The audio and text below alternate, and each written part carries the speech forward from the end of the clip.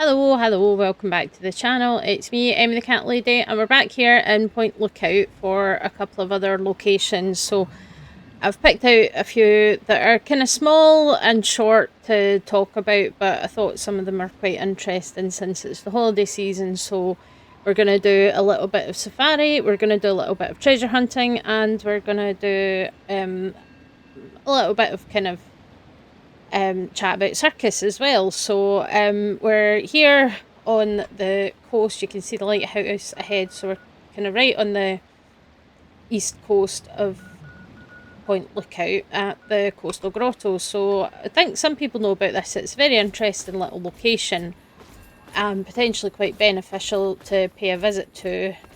I hope I've got enough caps actually. Let's see. Yeah, I do.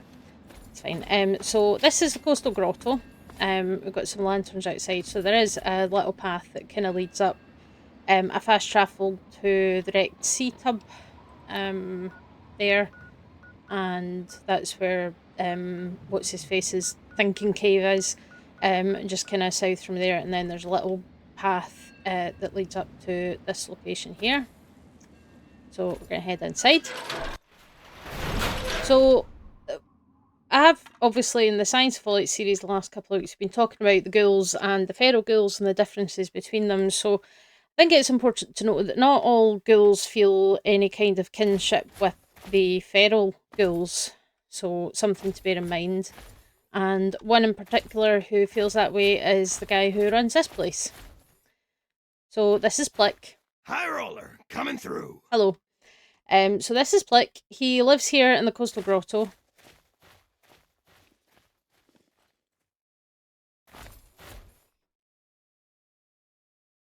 Okay. Yeah, so he lives here in the Coastal Grotto. He's sitting here, he's got his radio. He's obviously managed to tap into some kind of power somewhere. And he runs a safari, and it's not the kind of safari where you just drive around looking at animals. This is the kind of safari where you go hunting for feral ghouls. So the idea is that it's a way of mood for a bit of violence. yeah. It's a way of keeping the feral population under control, and he also is enterprising enough to make some money while he's doing it. So, let's have a chat. Hello. Welcome to my extraordinary safari. Shall we get you registered? Registered for what? Only the finest bit of sport you've ever enjoyed. Once we review the rules and see to a nominal 1,000 caps registration fee, of course. Yeah, so he did say about a high roller, which, it's not cheap. 1,000 caps is a lot, especially in Fallout 3. So tell me more about it. But of course. What would you like to know? What's the basic idea? The participants, that's you, assemble in the arena. Once you've made your preparations, signal me with the button inside to begin the hunt. I'll remotely release a group of ferals against which you must defend yourself. Don't worry, I'll make sure there aren't too many loose at one time. You're in for quite a treat, if I do say so myself. Yep, interesting. And what if you get overwhelmed? Not an option, I'm afraid. The thrill wouldn't be the same if you knew I'd release you at the first sign of trouble, now would it? Yeah, so it's something like Hunger Games meets Russian roulette, I guess. But yeah, it's like, yeah, if you get overwhelmed, tough, basically. And Weapons are your yeah, own responsibility, ma'am. I'm sure you have your own preferences, after all. yeah. So at least you can bring your own weapons. So whatever you've got on you, On with the action, he's huh? good with that. So, yeah. Let's question the ethics. So you round up ghouls for slaughter. Isn't that unethical? Have I tried to chew on your skull? Perhaps you've noticed my ability to string words into complete sentences. Mm-hmm. These ferals are nothing like myself. I'm no more a monster for providing them than you are for slaughtering them. There we go. So that's his view on it. It does, the ferals. He's like, I'm not a feral. I'm not like them, so it's okay. So fair enough. So yeah, let's get the show on the road, That's the spirit, sir. The other participants are sir. waiting, so just press the button inside to let me know when to begin. Okay. fair enough. I will turn combat back on for this because it'll be kind of boring if I don't. So yeah, now we get to participate in this ferry, and like I said, there's other participants, so there's 2 other guys in here. We head in, so yeah, we can see we've got some ghouls in a cage, and then there's a bridge. And we've got 2 people here. Mines help, if you got them. So, yeah. Ew. Oh, it's gas that's gone up there. That's disgusting. So, yeah, we've got Rip Smithy, and we've got Warmest Jacob. regards. Hi, Jacob Humboldt, who are also here to take part in this safari. So, yeah, basically, you stay in here and you fight off a bunch of waves of ghouls until either they're all dead or you're dead. Warmest regards. So let's get the big guns out and we'll press the button. Mines help, if you got them. These guys usually don't do too well.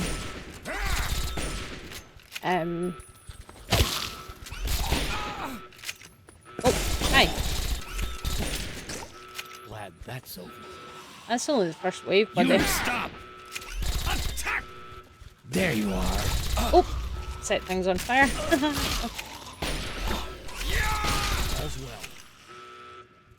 You can kill these guys as well, I think. Oh. Oh.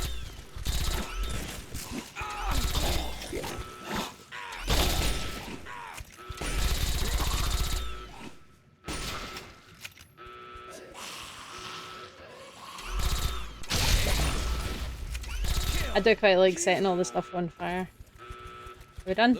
Oh.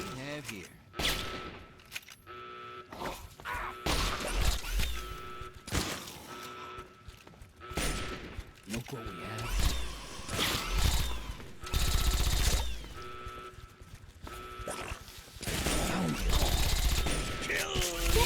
Oops.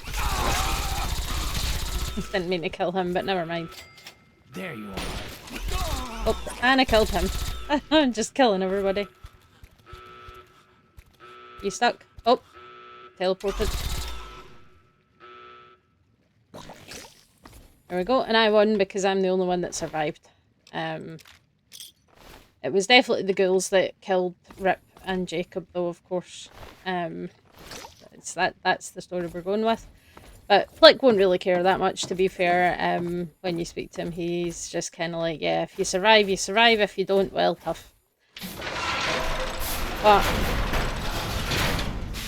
hello. Tremendous showing! I do hope the experience was worth every cap. Sure, Let's but commemorate your first safari with a token of our friendship, shall we? okay. This axe was misplaced by one of my other patrons. She won't be needing it anymore, and it's a weapon of gruesome distinction. Enjoy it. Okay, thank you very much. So yeah, you kill a bunch of ghouls. He's just like, I hope that was worth it, even though you can literally go out into the swamp and do the same thing, but for free. But you do get a nice reward, which is an axe called the Dismemberer. But yeah, you can actually also ask him. Your enthusiasm is flattering, Yeah. but I'll need time to round up more fodder. Could I trouble you to return in a day or two? Sure, sounds good. See you later. As you please. Yeah, so you can repeat it. You can come back, and he gives you it for 500 caps each time, but you have to wait a few days for him to collect more ghouls to fight. But let's take a look at this axe.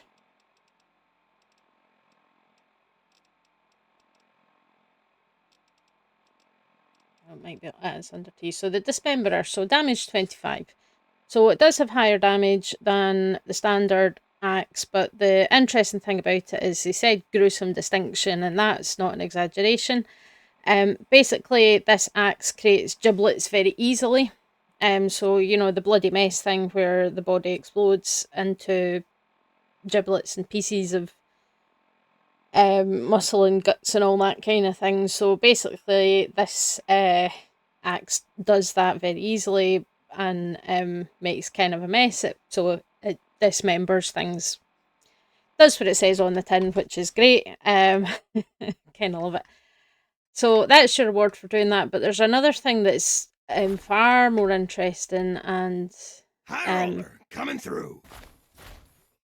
kind of unique about this place. So this is where Plick lives. This is his bedroom. You know, he's got himself a nice little rug and a clean bed and a little lamp and things. And he's also got a garden gnome buddy and a bunch of other stuff, which you can apparently take. He doesn't seem to mind you taking, but the interesting thing here is his journal. So we can take that, we can read it, but you don't get to actually read it, but you read it. And it's a number of observations and insights specific to hunting and fighting ghouls. So we read the journal. Now we've got the Ghoul Ecology perk. You have learned to exploit the specific weaknesses of ghouls and gain a +5 damage bonus when attacking one. Except this perk is bugged. So if we look at the Dismemberer again, damage 30, so the perk is bugged, which means that the bonus is applied to all targets. So everything you now have +5 damage against, absolutely everything. And the bonus also applies per shot or per projectile or per tick on if you're using the Ripper, the mini chainsaw. Which means that automatic weapons and shotguns become massively more powerful when you have this perk, because, you know, shotguns, they fire a bunch of projectiles. Usually that's, well, yeah, because you don't get the different ammo types in Fallout 3. So, you know, the shotgun, it's several projectiles, and each one has +5 damage added to it. So it gets a bit crazy. You know, it's the bug's never been fixed either. They've just left it as is. So you pick up and read this journal, and you now have +5 damage against everything, and your rapid fire weapons and multi-projectile weapons like shotguns are also ridiculous now. So that's quite good. And you can always come back if you want some more ghoul fighting practice, and you can do this safari every few days for 500 caps a go. So that's fun. Yeah, I like Plick. He's, you know, he's obviously kind of seen a situation and he's seen an opportunity and he's taken it. He maybe could do with advertising a bit better so that more people know that this is here, but, you know, that's up to him. So the next location is away over on the other side. The place that we're going to is just off the western edge of the map here, and it's called the Dove Delta. So a delta in geological terms is a location, it's kind of usually a triangular shaped piece of land that is where a river meets the ocean or the sea, and basically sediment is deposited, so like sand or clay is deposited and creates these little kind of sandbar kind of things, and that's what we've got here. So there's a few spots basically that you can dig. We need a shovel for that. I wonder if we can find one. There is usually a couple of the locals around here that you might have to deal with. So yeah, you've got these little tiny kind of islands popping up that are basically formed because of the deposit. You've got an axe, that's less useful to me. You know, just because of all the clay and the sand and stuff that gets deposited in it kind of builds up. I'm going to have a hunt around and see if we can find a shovel.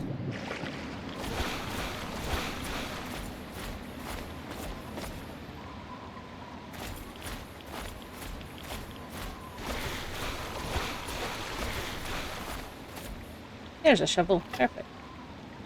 Right.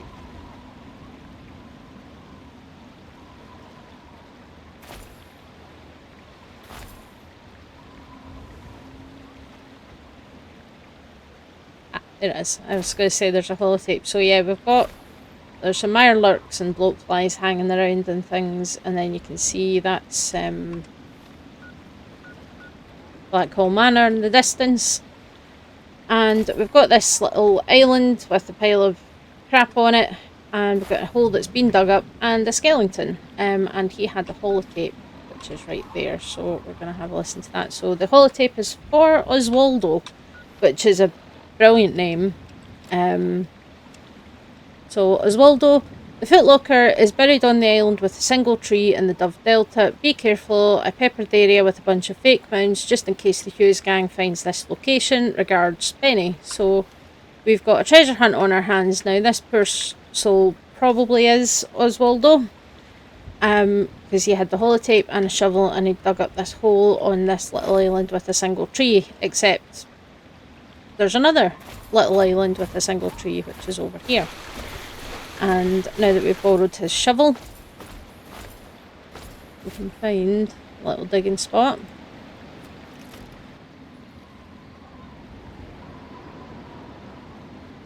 I had no idea there was an actual animation for it because I've never done this before, so that's cool. And yeah, we've got a footlocker, so we've got some ammo, lots of pre-war money. Nothing that exciting, but you know, it's interesting to see. Unfortunately, poor Oswaldo was digging up the wrong tree, you know, and didn't find what he was looking for before he died. But yeah, it's interesting to see, and I think it's good to see different kind of biomes and different, you know, sort of geological features, because the Capital Wasteland is all grey rock and cliffs and things. You know, so coming here and it's all swampy. I'm pretty sure that fence is kind of marking out you can't go any further than this, but we'll test the limits just for the fun of it. Yeah, makes sense, that's what the fence is for. But yeah, so we've got this little kind of collection of little islands and things, and there's loads of other mounds. I don't think there's anything in them that you can dig up, but fun to try.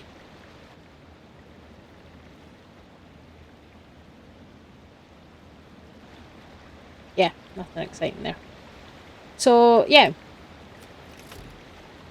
I am going to head off to the next location. Here we are. This is the place. This a little unmarked location, but you can see we've got a green tick on the compass. So it's a very small location. The interesting thing is this girl here. So this is Ruska. She is a Yaogwai, as you can tell. She's the only Yaogwai you find in Point Lookout, so bears are quite a rare sight in this location. Even in real life, the Point Lookout State Park, bears are pretty rare, but they are found in other parts of Maryland, so you know, finding Yaogwai here is basically not a thing, except for this old girl here. So she is not just a wild bear, she was a performing bear, like what you used to see in circuses and things like that. So Ruska was the star attraction of Point Lookout back in the day. Most circuses, at least the ones here, don't use animals anymore. I do remember, you know, when I was young, I did have a picture of me next to an elephant, which was the first time I'd ever got close to an elephant in my life. But you know, now people have realised that it's quite cruel to force animals to perform in this manner, and generally it's not done, certainly not anywhere near as much as it used to be. So she's friendly because I've got animal friend. I'm an animal friend, so I have that perk. So she's friendly, but if you don't have animal friend, then she will be aggressive, and she will attack when she spots you.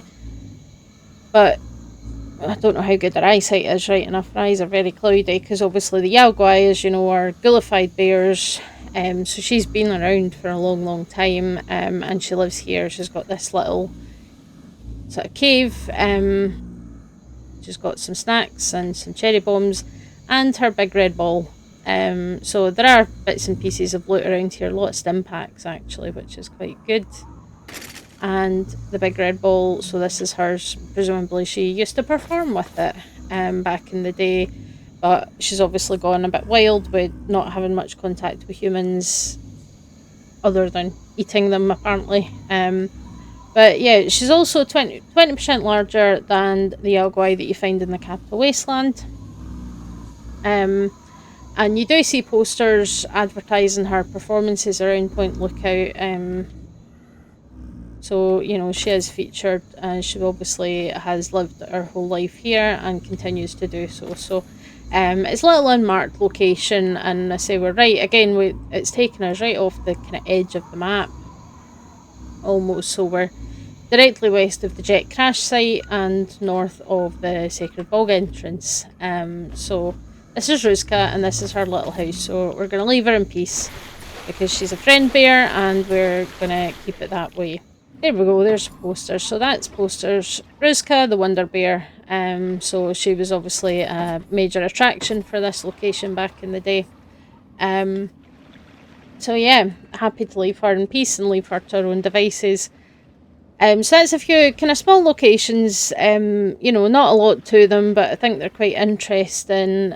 The safari is fun, and you do get a couple of interesting things out of that. The ghoul ecology perk, I mean, on its own, if it was just ghouls, it would still be really useful, because ghouls are a very common enemy in Fallout 3, but it is quite nice that it applies to everything, so it can be extremely helpful, especially in Point Lookout, because a lot of the enemies that you come across here are very tanky. Mirelurks are quite tough, and the locals, the bruisers and whatnot, they are tough. The tribals are quite dangerous. You know, they have like, I think it's like 30 hit points or 30 defense added to them automatically compared to the similar enemies you find back in the Capital Wasteland. So, you know, Reavers are not uncommon here at high levels as well. So any damage bonus you can get to take on these enemies is worth your time. And, you know, just the little stories as well, like Oswaldo, who was looking for something that his buddy left buried for him, but unfortunately he was digging on the wrong island with one tree because there was two, and then didn't survive. And Ruska, the Wonder Bear, who is now living the best life she can after surviving the Great War. So yeah, a lot of fun little kind of locations and things. There's so much to find in this DLC. I mean, they're all like that to an extent, but I think Point Lookout especially, it's been really interesting digging into all the little things that are dotted about the map here. Oh, hello. Who are you guys? Smugglers? Okay. Bye. Yeah, there's smugglers as well that'll come after you sometimes. Yeah, there are a lot of tough enemies in this location, so any damage bonus you can get is quite good. So that is going to be us for today, and this is going to be the last one before the last video before Christmas. On Saturday, I will be bringing you, speaking of digging, we're going to be talking about the tunnelers of the Divide as part of the Science of Fallout human-ish mutations.